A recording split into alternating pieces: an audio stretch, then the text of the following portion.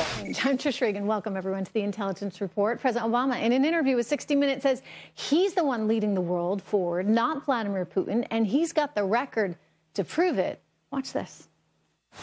Steve, I got to tell you, if you think that running your economy into the ground and having to send troops in order to prop up your only ally is leadership, then we've got a different definition of leadership. My definition of leadership would be leading on climate change and international accord that potentially we'll get in Paris.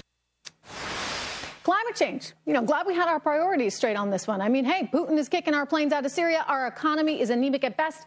And while we are making this so-called deal with Iran, the ISIS reign of terror continues to grow, all while the president leads the world on climate change. Democratic strategist Janice Fuentes joins me, along with former Bush Deputy Campaign Director Mark Serrano, with reaction. Mark, climate change. I mean, hey, guess we're leading on something. Well, I think everyone's definition of leadership is different from the president's based on that response. You know, Trish, that response was so delusional, it's Clinton-esque. If you think about it, millions of Americans are struggling to make ends meet. We've got Christians and Muslims being slaughtered by ISIS, and the Middle East is in near collapse, with Putin coming in to show what leadership is about, even though it's not, you know, my definition of leadership. And the President of the United States says that his symbol, the symbol of his leadership, is an accord that he's going to negotiate in Paris that the Chinese and India will not enforce and will give away even more American jobs. It's delusional, it's Clinton-esque, and that's not leadership. When you say it's Clinton-esque, I have a feeling what you mean by that, Mark, and I'd like to get Janice's reaction, is that it's simply tone deaf. I mean, with everything, Janice, going on in the world right now, with the fragile place we're in, both from an international perspective and a domestic economic perspective, why is he hanging his leadership on climate change? I think it's comical that we could be at this place talking about leadership and disregarding the severe lack of leadership there is today in Congress, where the Republican caucus cannot get themselves These were his organized. words, not ours. Janice, he chose to say that he was leading the world on climate change. And that is a serious problem. And I think it's ridiculous that we're criticizing him from that, where we have bigger issues regarding leadership, which is the word we keep talking about. We got bigger issues. Give me a break. For sure. Give me a break. I don't know why he wouldn't choose to focus on some of the international threats or try to focus more on the domestic threat to our own economy. Are we saying here that the climate change is not a problem? Are we actually saying that? Mark, your thought.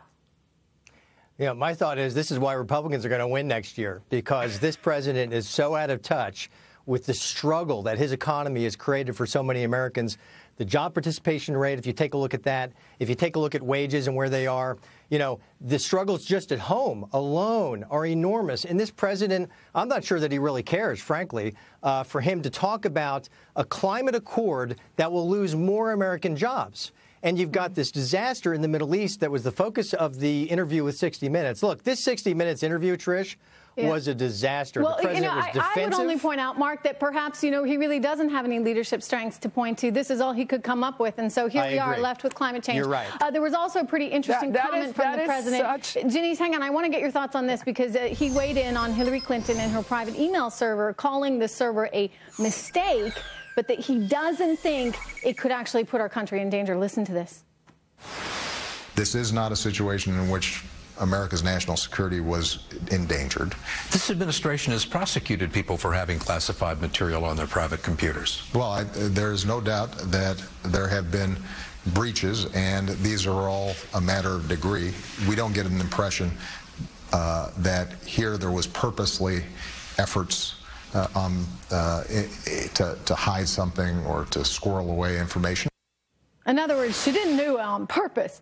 But let's face it, folks, she did it. In other words, she kept a private server. And we've got new polls out showing that Americans don't like the idea that right across the aisle, the majority of voters today think that it's just not right to be using your own personal server for Secretary of State business. Mark, this continues to haunt her. Well, my reading of that, if you want to interpret it, I would say read between the lines. And what it means to me is the president saying, Hillary, you're dead to me. Joe, I want to see you run for president. That's exactly what he's saying. Is that here. because of TPP, by the way? Oh, sure, absolutely. she turned her back on him. She's going to turn her back on him further with other policies because he's got such a failed record at this point. And he wants to see Joe Biden run anyway. But the scandal is going to really sort of come to a head this month when Hillary testifies before the Benghazi committee. She's trying to make it about something else, but she can't. And it's going to be very, very interesting. But clearly, this president is supporting Joe Biden, and he does not want to see Hillary Clinton elected. I think you could be quite right on that. I think that this president, for a lot of reasons, is not a fan of the Clintons. And this is one way to sort of stick it to her. But let's not forget, Janice, she's basically stuck it to him. I mean, she was essentially an architect of the Trans-Pacific deal, and yet she's walking away from all that. Why? Because the union vote matters that much. I think we need to roll back the tape here and go back to the emails and how you guys have conveniently forgotten where this originated in that select committee on Benghazi, which the idea was to find out what exactly happened and not spend $4.5 million and counting on a political attack on Hillary Clinton. Just take Kevin McCarthy, the would-be speaker, when he had that interview at this network, Fox News, and he said, oh, well, you see, we have the situation in Benghazi. And he paid the price. Look, we thought that Hillary Clinton was unbeatable. However, and look at her numbers now. This Clearly is more the calling same this a politically motivated committee. Come on. This is some of the same rhetoric, that it's all the right-wing conspiracy. They're all out to get her. It's criminal to be spending taxpayer money on a politically inspired committee. I mean, that's that clear. And I'm glad she's coming to Congress. Remember the emails where a mistake, but they were allowed, and they have not found one shred of classified information in them. Is it criminal to be transmitting? Those are grandiose words. I have not to be transmitting emails on your own private server that anything could coming from that investigation saying that there was anything classified. That could compromise the security and integrity of the United States. The big question is going to be, is that criminal? All right, meanwhile, I want to move on to what the president had to say about Donald Trump and the possibility of Donald Trump being president. Here he is. I'd argue he's playing it rather safe on this one. Perhaps he doesn't want to get into it with Trump. Watch. He knows how to get attention. He's, the classic reality TV character, and at this early stages, it's not surprising that he's gotten a lot of attention. You think he's running out of steam? I mean, do you think he's going to disappear? I'll leave it up to the pundits to make that determination. I don't think he'll end up being president of the United States. Mark, I thought it was fairly diplomatic of him. He didn't come out charging too hard. Perhaps he knows he's already in the thick of it with Trump. Why egg him on? Yeah, look, he's so disinterested and candidly, because I think he only sees himself as the president of the United States or the potential president, and he'll settle for Joe Biden to sort of carry on his legacy. So with regard to Trump, he's got no answer because, the reality is Trump's surge, his candidacy is founded on Obama's failures. So Obama will not want to put more attention on Trump than is necessary. We've got more coming to us from Trump. He has been speaking there in Manchester, New Hampshire.